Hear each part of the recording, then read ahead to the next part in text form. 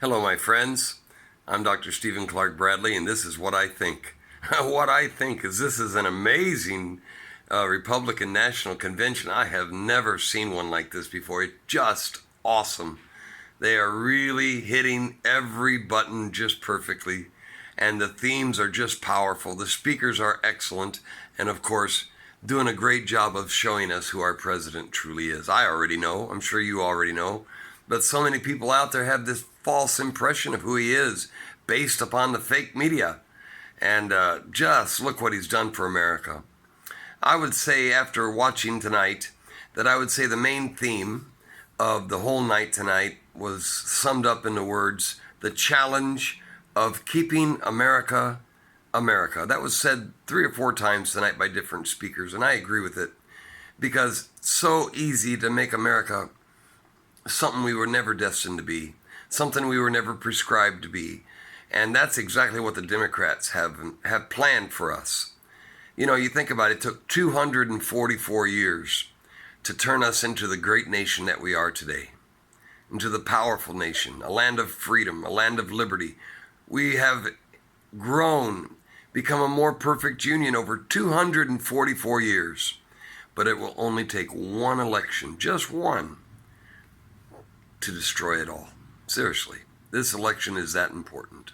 If we lose this election and we are not able to hold the line and hold the Constitution as the law of the land, and we allow the socialists to take us over, it's over, folks. It really is. So, only takes one day, November 3rd, could either be a vote to continue America's greatness or a vote to end America forever, because that's what will happen, and not too slowly either. It will happen quickly. It will happen quickly. If the socialists take power, they will have to enact their laws quickly, because they know that they will have not more than 2 years to do it.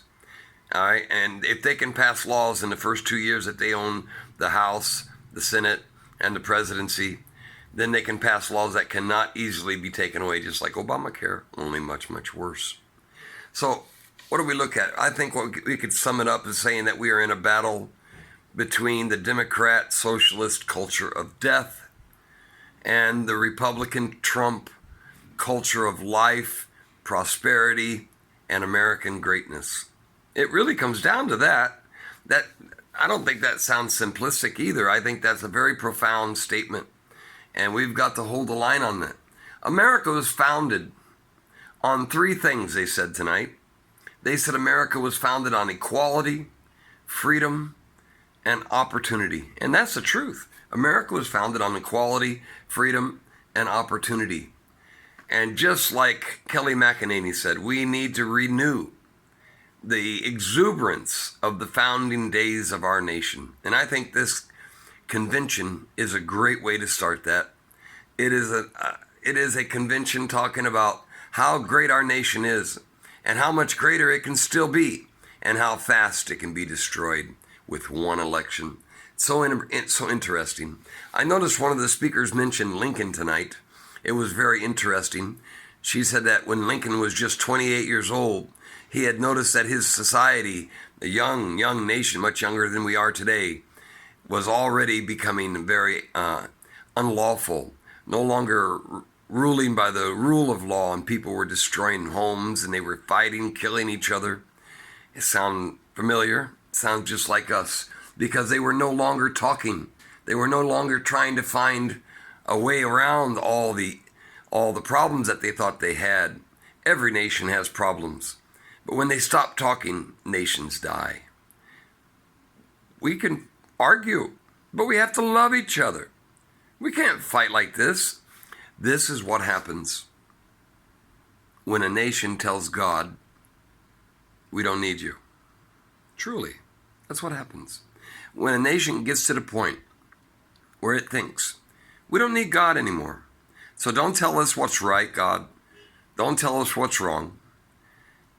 Let us figure it out for ourselves. Let us decide what's right and wrong. And that America's done that. Europe did it a long time ago. But America's a much more rowdy and wild nation. When we do something, we do it 110, 20%. And that's what's happened to America. A great part of our nation has said, God's not required. Benjamin Franklin said, the United States of America, the Constitution, our government, is in no way suited for a godless society. That's what he said, and he's right. It has to have God in it in order for it to continue.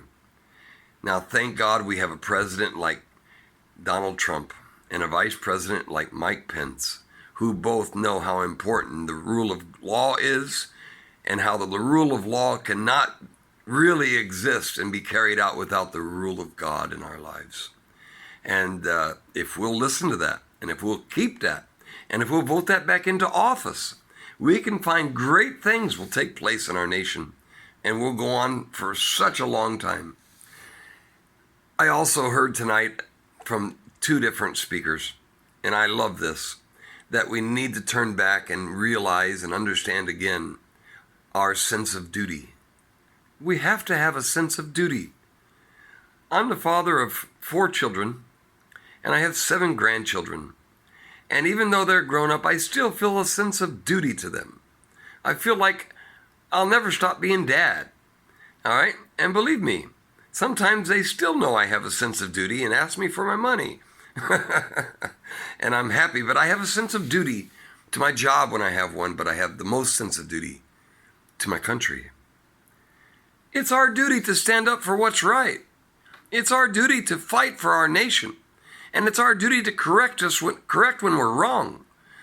And it's our duty to fight, and even to the point of giving our lives as we have in multiple wars throughout the world, because we had a sense of duty. I hope America has that.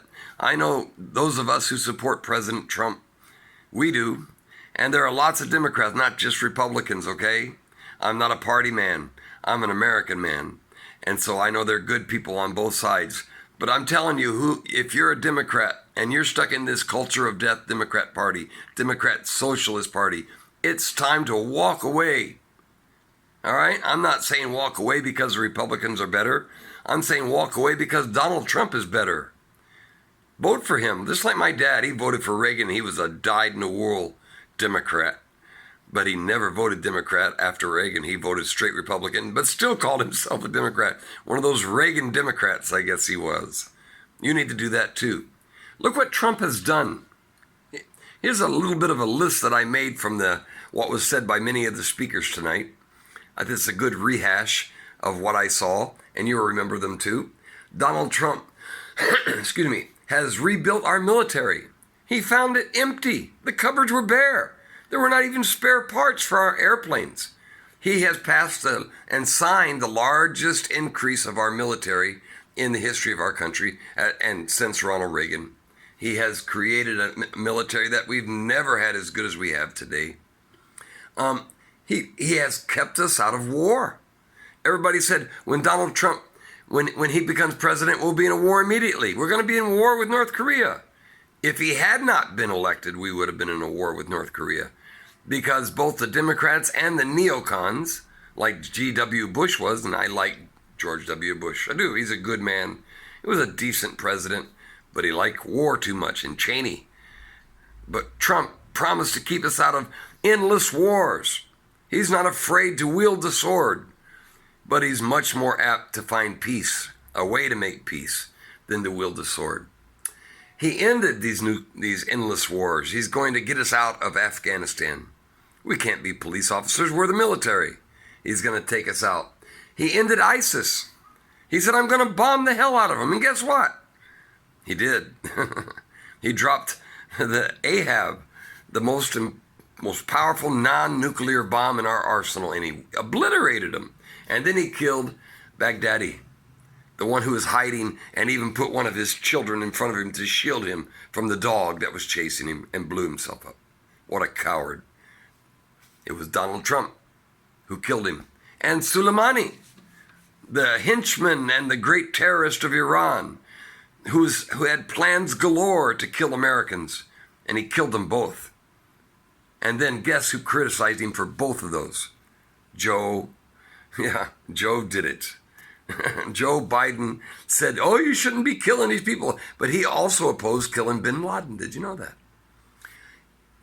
Also, Donald Trump stands up to China. It's amazing, and remember when Biden first announced he was running, he said, these people aren't bad people. They're good people. We don't need to. He's crazy. You know why?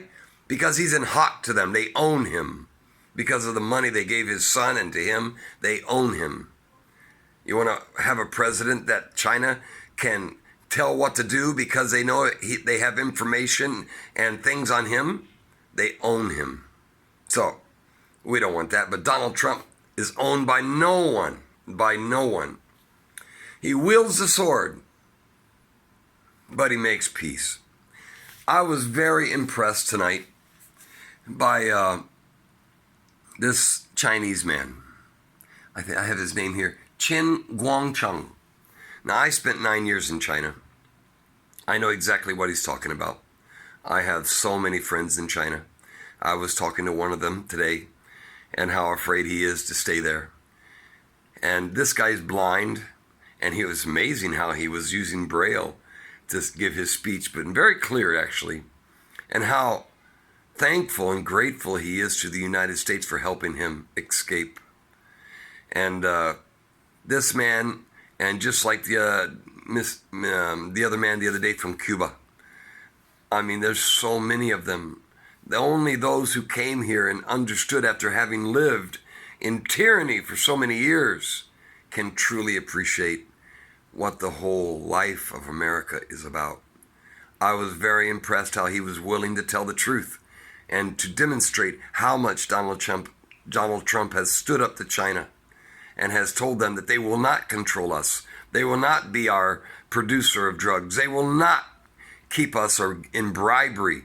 But believe me, Joe Biden would be. They would own this man and tell him what to do. They would eat his lunch. They really would. And then tell him to give them more lunch. But these guys are amazing. I think another great, powerful thing throughout this whole convention so far is the idea of diversity. There's been so much diversity. The idea is that there aren't many blacks in the Republican Party. There aren't many Hispanics. There aren't many Asian. But boy, we proved them wrong, didn't they? Look at all the wonderful black patriots, black American patriots, Hispanic patriots, Asian patriot who love America, who came here and gave up their own homeland because they wanted to have the life of America. That's amazing, really, if you think about it. So I think this is a great and wonderful sign that Donald Trump is going to win this election. I was very impressed with Mike Pence tonight at the close of the day. His speech was amazing, and I love his spirit. He's a wonderful Christian man. He's very humble, and he's very mild and mild-mannered, but not afraid to tell the truth about Joe Biden. And he wouldn't be afraid to stand up to any enemy or foe either, because Christians are not weak. I am a dedicated follower of Jesus Christ, and anybody knows me knows I am not weak. I'll say it, and I'll do what is necessary to get something done the right way. And I know he is too, because being a Christian, meekness is not weakness. It's powerful. And I just think that people like him and Jack Brewer, former NFL player, what an amazing man as well. Talking about his faith in Jesus Christ. He even quoted the verse, "If my people who are called by my name will humble themselves and pray and confess their sin, I will forgive their sin and heal their land." Our land needs healed, and Donald Trump is part of that. God raised him up to protect our nation, to give us a future and hope. So I think, watch tomorrow, Donald Trump's going to be giving his acceptance speech. Very powerful, very important, but we've seen enough to know that there's only two choices, and there's only one good choice for America, and that's voting for Donald Trump. And that's who I'm voting for. Have you made your decision? If you haven't by now, you need to, because we're depending on you to help us keep America great and to make it greater still. Thank you so much, and I hope that you'll watch it and that we'll all enjoy becoming greater and greater and greater. God bless you.